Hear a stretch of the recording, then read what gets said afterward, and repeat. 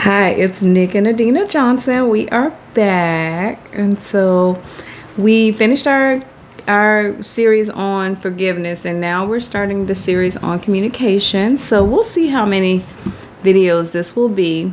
So we want to encourage you to like, share, and subscribe, and put your notification bell on. Absolutely. And for whatever reason, if you didn't have the opportunity to see the series on forgiveness, we'll make sure to place a link also to that in the description here for this session as well. Yeah. So, as you know, I've been looking forward to the communication. I think I wanted to jump the forgiveness lesson and go into communication, and you kept telling me, no, let's just pace ourselves and get into the forgiveness lesson before the communication lesson. Slow and steady wins the race. Yeah. Yes, ma'am. So, and you're really good on that. Mm-hmm. So, with the communication lesson, I just want to talk a little bit. And a lot of times we get into communication, and one of the things we really want to discuss is how to effectively communicate to your partner. And so we're going to give you a tool, and you guys know we're really big on this channel on tools to help you in your relationships and to help you move forward to where you want to be. Absolutely. So the first thing I want to say is that when we talk about communication, 93% is nonverbal. And so a lot of people don't quite get that 93% is nonverbal. We hear it all the time. It's not what you say, it's how you say it. Mm-hmm. You know, and I often say you can have a cure to cancer, but if you don't communicate it effectively, then it's not going to work out and no one's going to listen to you. It's amazing that 93% of communication is nonverbal, but that 7% can tend to get us in a whole lot of trouble. Yeah. It really does. Well, but that happens a lot because oftentimes, even if a person, just a easy good morning can be like, good morning. Okay. It's almost, there's a lot of things that go, I guess, into interpretation as well, especially when we get into those nonverbal modes of communication, because at that particular point, it's all up to the person that is observing that behavior as far as how they want to take it. Yeah, and I think a difficult part about that is right now is that a lot of communication is nonverbal anyway, with the text and the internet and Facebook, and that gets a lot of people in a lot of heat. Even spouses, when you text your spouse, like, okay, just recently I text you a whole bunch of faces, and I think we talked about this before, and you were like, words please. I mean, and I'm like, well, no, I was at the stoplight. I text you some faces because that's how I was feeling at the moment. Okay, just for the record, what happened was, and I did share this, and you've been kind enough to oblige in this, in that if I'm sitting somewhere and all of a sudden I get a ton of emojis and faces and eye rolls, I'm like, what is this about? I have no idea. I have no context to base that on. So I made a request, and I said, honey, would it be possible if you're going to send these to me, could I have some type of context around them? It's different if it was in a communication chain, but if I just get them randomly out of the blue, I have no idea to know exactly what this is. Well, and that I'm glad you mentioned that, because that's a very good point. And that's one of our skills that we talk about, and that's a complaint with a request for change. So you had a complaint, but you didn't just come to me and complain about an issue, but you made a request for change. You asked me to put words with the emojis that I was sending you. Once again, you're not my good girlfriends, because when I send those to my friends, they're like, oh, I know. So I'm not your friend now. You're not my girlfriend, no. No, I'm not your girlfriend. And that's why I think it's so important that women have girlfriends and guys have guy friends, because I'm not your dude either. No. Not my dude. So it's important that we have same-sex friends, because many times we understand each other on a different level, and because we have a family, we have children, we have responsibilities, a lot of times that can get lost. I mean, granted, we do have good times together. We enjoy each other. I mean, we just went out Friday and we went on Saturday night. And so we had an amazing time and we enjoy each other's company. And we are best friends, but you're not my girlfriend. And I had to learn that a long time ago, because oftentimes when we talk about communication, oftentimes women can talk about the same topic over and over and over. And with Nick, he's like, what do I need to fix? Or, is there something I need to do? He's a person of action. And unfortunately, that's how men are. When as women, sometimes we just want to vent and talk about things. And so oftentimes we encourage individuals to talk about or to say, I just want to vent. I don't want you to fix anything. And so therefore, a guy can take off his fix-it hat and just listen. But still, I think, and that's why we're going to talk about the skill. And the skill that we're going to discuss is RAVE. And that's repeat, affirm, validate with empathy. And women are really good at this. I mean, we do this a lot. I mean, just second nature. Women just repeat, affirm, validate with empathy. No problems. Hands down. For hours. That's all we do. But a guy is like, and what can I fix? And what can I do? And that's not necessarily what we look for. Oftentimes with the rave was one thing that when we first got married, I found to be very beneficial in that it helped me oftentimes when you don't know what to say to take the pressure off, because at that particular point, you're really not trying to formulate a response or a reply. You're just trying to empathize with that person and be where they are and meet them where they are. And it just allows you to actually take it in and to process it and then share it back with them. Exactly. And that happens a lot. Case in point with women, it's like, girl, guess what happened? And it's like, girl, what happened? That's all it is. They're repeating what I said.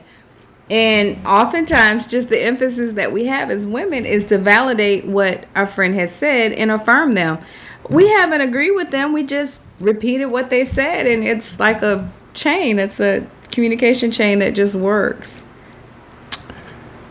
Because here's the thing. When I come to you and tell you something and I'm just processing it or I'm just thinking about it, and I'll come back to you just like I did a few minutes ago where I came back and you were like, what are you talking about? I usually get a blank stare. What conversation was this? Can you tell me? No. Or you just can't tell me here? I just can't tell you here, but it just happened where you were like, who are you talking about? What are you doing? And I'm just like, okay, communicating out loud. But with my girlfriends, they would have picked it right up. They would have been like, oh, girl, yeah, what? And I just don't want to make any assumptions. And that's why I asked for clarity, because I don't want to just go off on a limb and start trying to respond to something that you're not talking about. Well, and that's how communication and confusion happens if you do just start talking about something. And that has happened too, where we're on two different pages, and then we have to come and say, well, you said this, and no, I said this about that. And so that if you rave it and repeat it back, then that takes away a lot of the confusion. I know we're going to take a little bit of a deeper dive into RAVE, but one thing, if I could ask you, we hit quickly on the nonverbal communication, but since it's such a large part of the way that individuals communicate, do you have any tips or ideas or suggestions for people who are having challenges as far as interpreting or dealing with those non-verbal communications that come from their spouses or their mates or just even people that they're communicating with? Well, I think... or interacting. Yeah, well, I think you do that well as far as if I'm going through something or I'm emotional about something or something is happening or I'm just hot. I mean, it's the summertime and sometimes I just get Florida. Hot and I get angry. Or if I'm hungry, I get hangry. And so a lot of times you'll ask me, are you okay? And it's not accusatory, but it's just... I think it's the concern that you have in your voice before you take offense to something that I've said or done. And even our son, our 22-year-old, when he was a little guy, he would say things to me like, how was your nap? Or, are you okay? How was your day? And from that, just him asking me that, I would say, okay, something is happening here and I need to fix it because I don't want to be angry with anyone or to, come across with the tone, because those are things that stick with people. And it just could be, oftentimes I just need a moment to just decompress and to be with myself. Just case in point, when we went to Disney last year, and it was hot as sin out there, and I was just like, I need to get away from you guys before I blow my top. And oftentimes I can tell you that, I mean, we've been together so long, I can communicate, hey, I need to step away for a minute because something is happening. Because if I continue with an attitude and I don't get it in check, then everyone will have an attitude. Mm-hmm. Because oftentimes as a woman, you're the whole temperature for the family, and that becomes a problem, because when I'm annoyed or I'm angry, everyone else gets tense and annoyed and upset. Whereas if you get annoyed or angry, which it rarely happens, everyone is like, they just keep moving. And then they come to me for the emotional, and you go on about your business or whatever. And that's how most guys are. If they get emotional about something or they get angry, many times the whole house is not upside down. Whereas if the wife, the temperature of the house gets angry or annoyed, then many times it's so much difficult to get 4 people in line emotionally than it is for me to just step away and recognize that I'm having some emotional problems or something's happening with me. So it's safe to say there is the part on the sender and the part on the receiver. Mm-hmm. As far as if I'm the sender, I need to be open enough to try to pick up cues that if it appears that there is a certain interpretation of what I'm doing or I'm interacting with that person that's not being taken favorably. Yeah. And also as the sender, as the receiver, I need to be open to what's going on. And one thing I believe I've seen happen, and I think I was guilty of that in the past, I've tried to get away from it, and that's internalizing what it is. Mm-hmm. So if I see something going on with someone or an interaction kind of goes badly, especially with you, I was like, okay, what did I do? And oftentimes there would be this frustration that would happen because I'm like, well, I know I didn't do anything, so why she got this attitude? But it's part of the problem is that I'm just internalizing it. So instead of just internalizing it and initially saying, okay, it's something that I did, and to become frustrated over that, right, I would just say, okay, well, is something wrong? Right. You don't ask me that. That's and then my hope is that we're to a point where if I ask you if something's wrong, that I have built up enough goodwill with you that I've made myself open to get that feedback from you, so you can be candid with me and say, hey, you know what, you did this, you did that. So instead of initially just kind of internalizing it, I get an opportunity to just have a dialogue around it to go ahead and fix it. Yeah. And I think a lot of times too, and this is important, to take control of a communication situation. And I do this a lot of times. If I'm having a moment, I'll just say, babe, I just need to step away. I'm honest enough now where I'm so in tune with my body till I'm like, okay, something is happening and I need to fix it. And a lot of times I can communicate with you, stay away. Yes. There have been times you said, I'm trying to save your life. Like, hey, I'm trying That's not fair. Is it a lie? I said that one time when I was pregnant. I know. And when you're pregnant, I've told. I was pregnant. I had children late August. I had one on the 20th of August and another one on the 25th of August in Florida with no air. Yeah. I often tell young men that there's not a court in the land that will convict a woman of manslaughter if she's pregnant. So just tread lightly and try to stay alive during those times. Yes, stay alive. Yeah, stay alive. But don't poke that bear. No, don't. So what we're going to do here is we're going to take a little bit of a deeper dive into the rave, and before we wrap up, correct? Yeah. Okay. Before we wrap up, yes, ma'am. We're going to take a deeper dive, and with the rave, it's so important that you recognize, okay, repeat, affirm, validate with empathy. I'm going to give you a scenario. Are we going to do that now, or are we going to do that in the next video? Scenario. Let's do it now. Let's hit it now. I think we're doing okay on time. Okay, perfect. So, and here's the thing, ladies, or gentlemen. I want to give the gentleman a real big tip when it comes to rave. you can save yourself a lot of headache and a lot of drama. This is almost, I'm going to give you the key to the city. If you repeat, affirm, validate with empathy with your wife, then that can cut out some nagging. That is one way to stop nagging. And that right there is worth the whole program that we're doing. It's worth subscribing to the channel. You can stop nagging. Say, for instance, if your wife comes to you and say, hey, when are you going to take out the trash? Women repeat themselves because they don't feel like they're being heard. But once you repeat, affirm, validate with empathy, then they know you've heard them. How many times do we hear women say, did you hear what I say? Or tell me what I just said. Oh, yeah. Yeah. It happens a lot. Happens a lot. So if you repeat, affirm, validate with empathy, then they know you've heard them. So therefore, they don't have to say it again. So that right there is worth the keys to the city. That's the proverbial key to the city, because once you've taken control and you repeat, affirm, validate with empathy, then there's no need to say it again because you heard me. Mm-hmm. So say, for instance, if a wife is saying, hey, take out the trash, take out the trash, take out the trash, then a guy can cut that off and say, hey, I'll take out the trash, at the end of the game. Don't say it's 2 minutes left in the game, because 2 minutes really isn't 2 minutes. I mean, you can say 2 minutes. You can't but say it's also 2 like minutes. a football 2 minutes. Yeah. So it's like 10 or 15. That's like 30, 45 minutes, because you have to finish the game after the 2 minute, and then you have to hear everything that everyone else has to say about the game after the game.